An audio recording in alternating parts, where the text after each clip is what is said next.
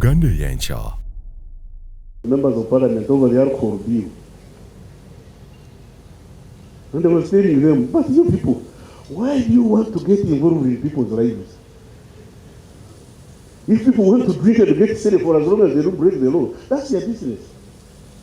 Whether they want to drink from glasses or whether they want to drink upside down, that's their business. Let them drink. Let them drink. We've had peace and the fellows have been drinking. They have been enjoying their night life. When they make trouble, the police arrests them, they sleep in jail. They pay some little fine. The fine is not bad. That's part of the non-tax revenue.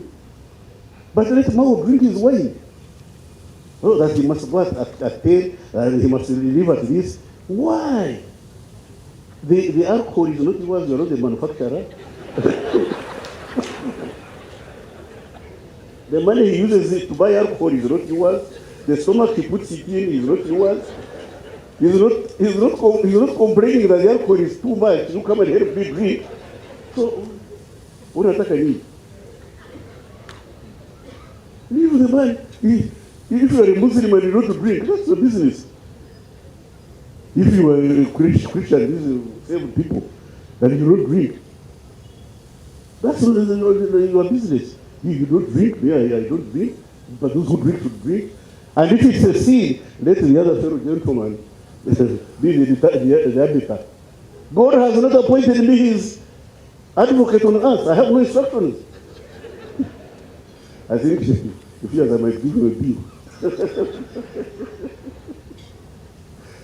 God has not given me instructions to be his advocate on earth.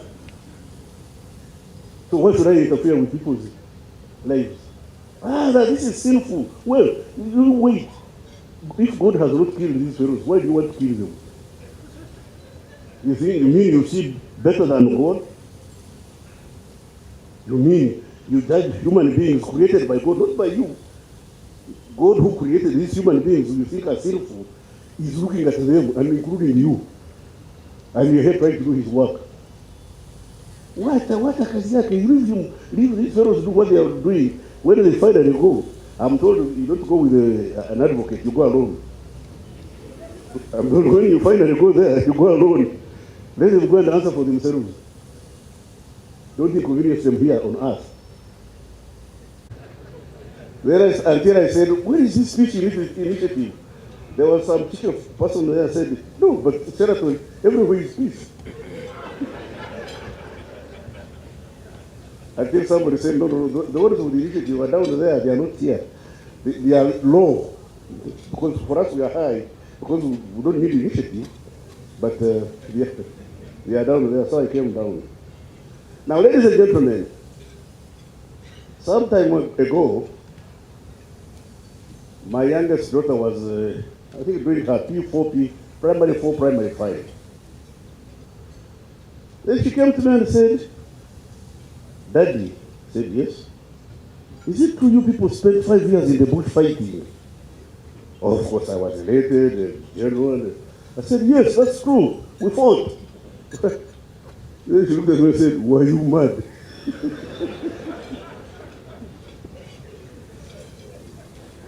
I said, why? He said, what is it that you are fighting about for 5 years that you couldn't sit down and discuss?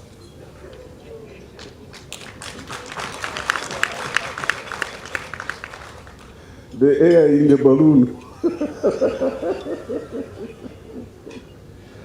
So I said, there were lots of problems we had, For instance, the economy was bad, there was no sugar. Then she said, what was Kakira doing? I said, the factory had broken down. I said, couldn't you repair it? I said, we didn't have the resources to repair it. I said, couldn't you import? Now I realize there was a generation problem. Our approach to peace and the current view of our young people are not in tandem, they are triangles. When you tell our young people about what we went through, when you talk of colonialism, when you talk of the era of Milton Obote, the era of Idi Amin, you could also talk about Jesus and Muhammad and Alexander the Great, distant references in the past with no relevance to the exigencies of today. Our challenges then and their challenges today are not concomitant. For us, we are talking about peace. Those of us in my age bracket, or slightly younger like the Maus, know what we mean. While we understand the absence of peace, the young people don't understand the absence of peace. For us, we've experienced extreme absence of peace, extreme violence. And ask me, because I participated in the violence. I've participated in the violence, I've been very violent, but I can assure you that being violent is not a garden of roses. And peace is not absence of war. The presence of peace is an environment where there is no anxiety. Where there is no anxiety. All of you should struggle to ensure that our people live a life free of anxiety. Anxiety, the fear of hunger, the fear of nakedness, the fear of lack of shelter, the fear of lack of justice, the fear of injustice, and my capacity to say what I want to say and get my peers to judge me. Let them listen to me and say this man is talking sense. Let them listen to me and say this bagger is talking rubbish, and make an educated choice about what I will say. Don't gag me. Don't prevent me from talking.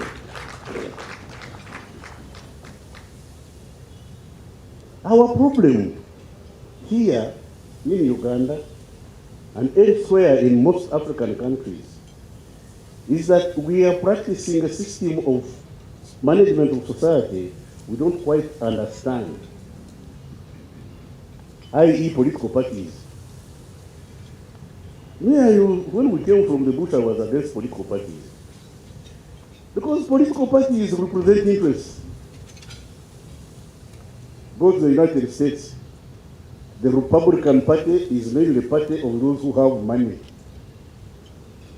If you're a poor man, what are you doing in the Republican Party? You don't belong.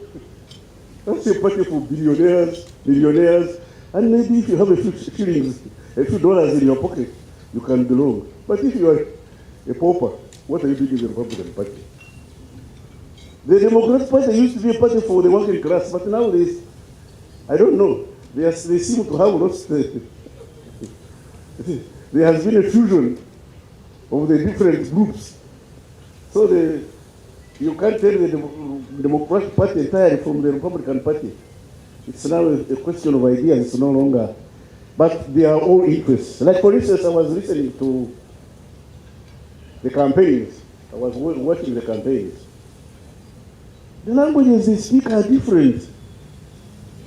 The Republican Party is talking about waiving taxes for investors, for those who are rich, so that they can put more money in the economy and the economy grows bigger. The Democratic Party is talking about waiving taxes for the working class, so the working class can expand. You can see these two represent two different class interests. What do our parties here in Uganda represent? A peasant DP, a peasant NRM, a peasant UPC, a peasant CP, a peasant, this other one, no. They are all peasants. They are all broke. They are all food. They are all hungry.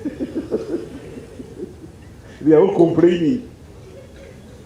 They are all complaining. And then they say, we belong to different political parties.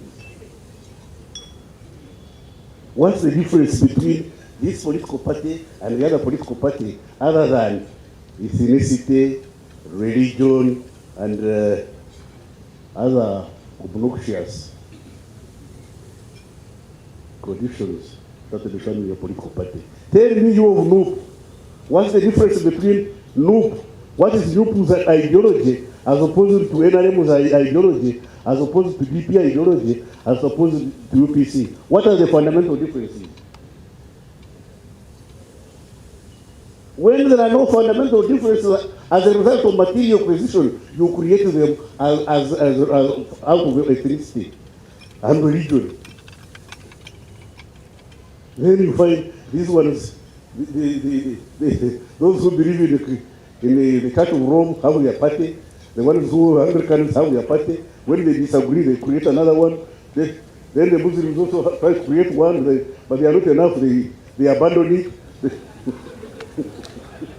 That of those of us who want to ascend political party and political power and influence, trying to use identity as a means to climb. When I have nothing more to offer, I'll say I'm a Catholic. When I have nothing useful to offer, I'll say, you see, for us we are Muslims. For us we are Muslims. Like I get sometimes when we are putting together institutions, you hear people say, no, they have not brought a Muslim, they have brought a Catholic. There is no northerner. I don't care whether the Inspector General of Police, his deputy, and all his deputies are from Bundubujo. And they are all Muslims for as long as they can do police work. I don't care. I don't care. What do I want out of a police officer? Do I want religion, clan, tribe, height, or efficiency? We get on what is essential and we follow what is subsidiary. We run after what is subsidiary and leave essence. Then they say, now you come and negotiate, discuss. How can you discuss peace? Peace is a given right. You can't discuss it. If you want to have peace, stop making trouble. If you want peace, stop making trouble. If you have to make trouble, make it for a reason that cannot be negotiated away or wished to you. You say, me, I'm going to fight because I'm a Uganda. So what do we do? You can't stop being a Uganda. How many of you were talked to a telephone to God and asked him to make them born propaganda? Who can put up his hand and say, me, I chose to be a Uganda, or a Musoga, or an Aturi? Anyway, you are a Uganda, you are an Asoga, you are a Musoga, you are a Naturi, you are a Munyankori. So what? So what? What can Wanyankori do, or Wasoga do, or Baganda do, or they are called outside Uganda? Can they go to the moon? Can Baganda go to the moon? Can Wanyankori go to the moon? Can the Muslims of Uganda go to the moon? The Americans go. The Americans go to the moon and come back. If I'm sure when things get bad, they are all going to migrate and leave us here. Having damaged the earth, they just take off. Now, instead of running fast when the Americans are walking, running when they are walking, in order to catch up, we are busy fighting over clans, religion, You tribes. No, tribes are bigger institutions. Clans and families. And then you say there is no peace. There is no peace. If there is going to be absence of peace, it had better be for something fundamental. Like democracy, for instance. Like we had Idi Amin. There was nothing we could do about Idi Amin. He didn't hide his appetite for dictatorship. For those of us who believed in democracy and couldn't remove him democratically, we had to pick guns and fight him. And he didn't go willingly, he fought back. Unfortunately, this time God was on our side, not on his side. Sometimes God goes on the other side. Sometimes because by the time we took up guns, Amin had killed a lot of people. And God was on Amin's side, Amin was killing people.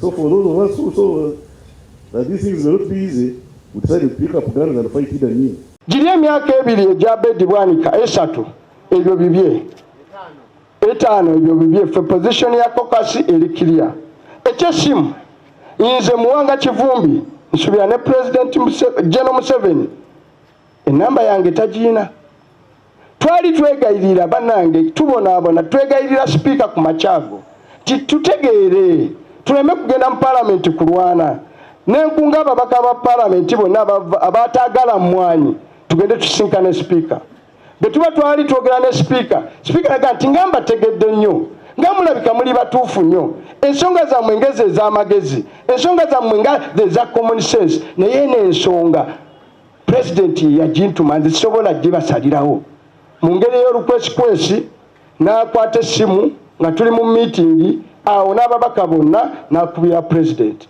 nti amubuulire bitwogedde oba teyabimubuulira bulungi nabanga tabitegedde bulungi naye mukazi wattu oluvannyuma naga nti kale ne chairman atwala abaana ababaka waali yogera naye ng'atuteze obukodyo bubiri betugaana okwogera ne General Museveni ajja kugamba nti ffe twava abantu ffe twawaayo emwanyi twagaana okwogera ne president ne mugakale nze ndi musajja ate oyo agenda kunkola ki n'agimpa n'antandika mu ngeri etali ya bulijjo n'angamba gwe omaze ebbanga lyonna ng'oli mutujunga nkunoonya n'angamba nti kakati gwe oli eyo musiriwaza abantu mwonoona abantu musiga bukyayi bw'amawanga n'ayombera eddakiika naye musajja gwe n'enkola eyaffe ey'obufirika omuntu gw'otamanyi osooka n'okola ki n'omubuuzaako naye kale nze yakuzibwa obulungi kankutoolera essalaamu kamuguze ku mpisa benamubigiza ku mpisa olwo n'addamu ak'omuntu kale ogamba ki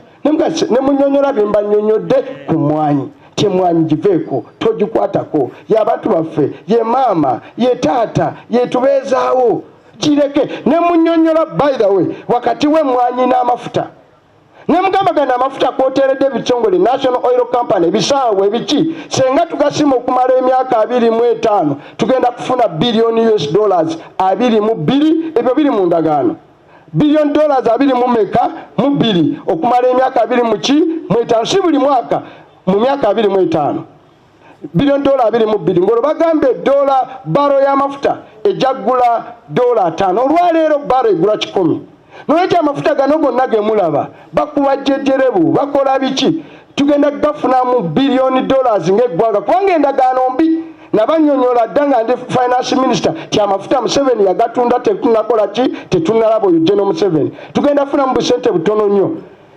emwanyi leero twalese 1.4 billion betunafuna million bags 20 tugenda kuba tulina billion 3 the trillion 10 buli mwaka zetugenda kuba nga tukola ki nga tufuna mu myaka 25 emwanyi ejja kubeerese billion 75 n'ekyo diru y'emwanyi esinga y'amafuta ogendo wala kyovola bareese lwabogo areese simanyi inspire Uganda agiwadde abachina peneti twamugobesa bugobesi mujugire peneti mu nsonda wali waki wali Ssaabasajja Kabaka awangaale ne mugamba twala eriko ebintu byo tubiwulidde tukutegedde Katonda omulungi ono atali anguzi laba omukongozi we Anita bwavaayo n'atunyonnyola bulungi ekyama ekiri emabega kyatagetinga Baganda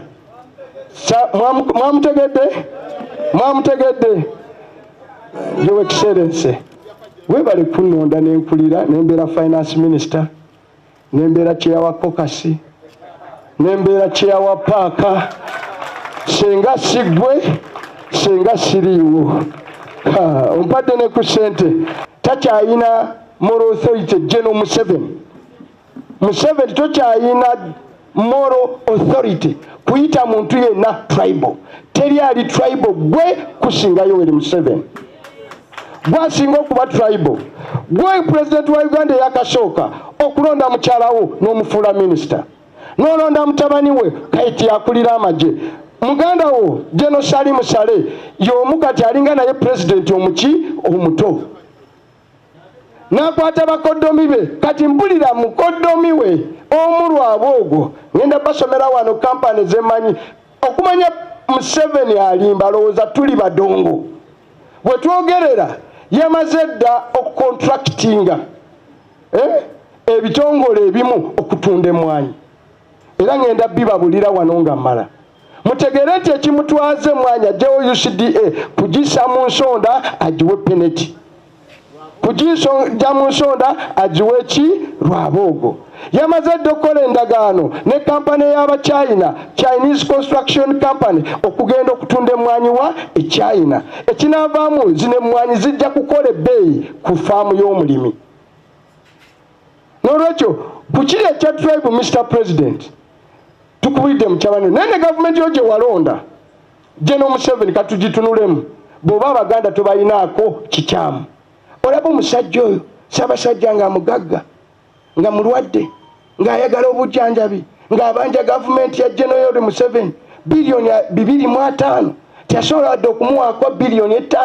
Musajja watu yejjanjabi. Omutya omulwadde alwadde akubanja n'otamuwa ssente n'otamusasula ki ssente ze. Nene kyala walonda cabinet katugitunulemu ssebo. Omumyuka wo alupo Speaker Parliament yo kwa bayisa mukokasi yo Anita Amongo tayebwa ya mumyuka omulamuzi Winidolo ba Prime Minister bali bana bali ye Winidolo ba Prime Minister bali bana asooka ye Nabanja mukazi Munyolo amudira Moses Ali ava mu West Nile amudira Rebecca Kadaga Musoga owokusatu Nakadama Musoga. Seba Abaganda bakola ki? Butera ye deputy chief justice. Butera ne mubaloya nga tusomye amateeka wano tofunayo wadde n'omu ogwakale beerako omumyuka wa chief justice. N'ogenda n'olonda amagye n'ogawa Muhoozi Kainerugoba, n'olonda poliisi n'ogiwa baasi, n'ogenda n'olonda ki prison n'ogiwa byaki byabasajja. Kati atukwata yani ye Muhoozi Kainerugoba na baasi, atusalira emisango ye Winidolo, atutwala okutusiba otusibisa wani w'abasajja. Ne kkooti y'amajani agikulira by the way. Ani akulira kkooti y'amagye abaana baffe gye babadde? Yani ne kkooti y'amagye naye yamuki ya Mugabe. Ne bengenda ku bitongole ebikesi ani director wa ISO Magambo ana mumyuka Katabazi ani director wa ESO ba DPC bona sebo president ebyamawanga biveeko sirika Museveni sirike ku byamawanga. Amawanga ye chai ye sapa ye dina jolya ewaka waliwo ne byabakama yakulya akakiko kaki k'ebyokulonda. Kakati gwe sebo musajja gwe General Museveni ojawa n'otengerera n'ossa ekiwandiiko nti abo b'amawanga teri akusinga kusosola amawanga okujjako gwe. Ne bwe wali ogenda mu nsiko ati si National Unity Platform mugirabe Secretary General waffe ye Rubongoya kiki ekyo oyo Muganda oyo Muganda. Kakati fe awo twasukawo dda awo wooli mu mawanga emboozi y'amawanga giveeko totubuzaabuza. Ensonga eziri mu ddiiro 2 esooka emmwanyi togikwatako. eyokubiri Anita Mongo eyakoze byakola togenda mumwekwekamu yekweke wo mbugenda kutusansanya ku mawanga. Anita must go. Kati ebyo byotubulira ebirala mbozi jinyumya olula tuli jinyumya nga tukutwale wa Mukama Katonda. So totunyumya tetwagala abavuga ennaku zino bagamba tetwagala kola ki manya. Tetwagala kola ki manya, twagala ebintu bibiri. Ko mwanyi giveeko, Anita must resign.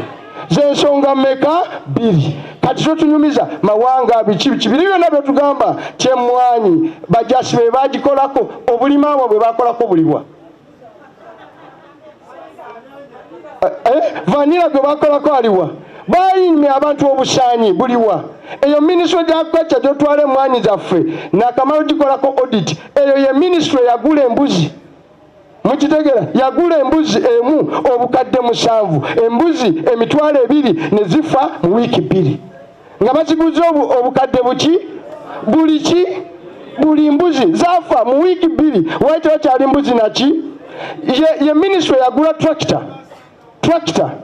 Abatamanyi tractor ekikola tractor hydraulic system yagula tractor nezitwala Karamoja nga tekuli number plate naye nga zagenda nga hydraulic system zazo tezikola ziri eyo mu Uganda zonna. Eyo ministry bajiwa kutambuza amazzi ag'ennimiro etulageyo pump nemu.